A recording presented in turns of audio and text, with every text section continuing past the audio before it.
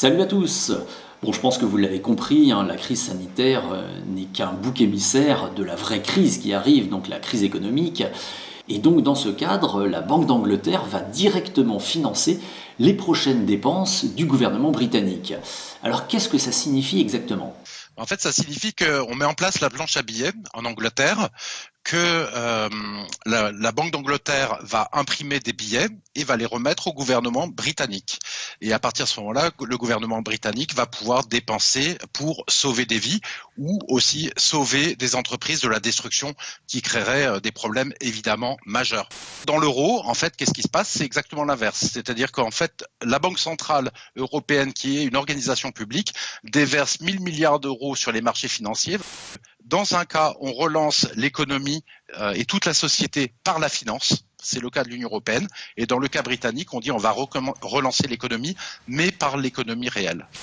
Et d'un mot, est-ce que vous pensez que cela puisse permettre à Londres de rebondir économiquement plus rapidement que ses ex-partenaires européens ?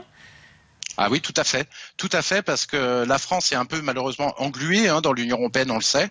Et nous, au contraire, le mécanisme qui a été mis, c'est de passer par les marchés financiers.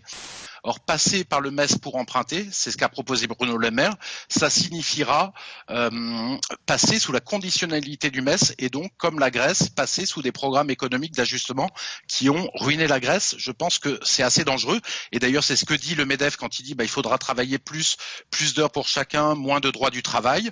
L'Angleterre et Boris Johnson choisissent le cas inverse, puisque non seulement ils ont fait ça, mais ils ont aussi augmenté de 6% le SMIC en mars et ils augmentent le programme de santé publique en mettant 30 milliards sur la table, mais bien avant la crise du coronavirus, pour les hôpitaux britanniques. Alors bien entendu, je vous ai mis le lien de cette interview complète dans la description.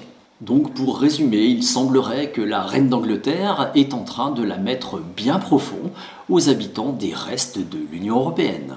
Et donc nos chers médias de masse européistes avaient raison, l'apocalypse post-Brexit aura bien lieu, mais là où ils sont un petit peu trompés, c'est que ce ne sera pas en Angleterre. Pour finir, n'oubliez pas de liker cette vidéo, de la partager, d'y laisser des commentaires, de vous abonner à ma chaîne et de me soutenir financièrement sur mon compte Tipeee. Sur ce, je vous souhaite une bonne journée.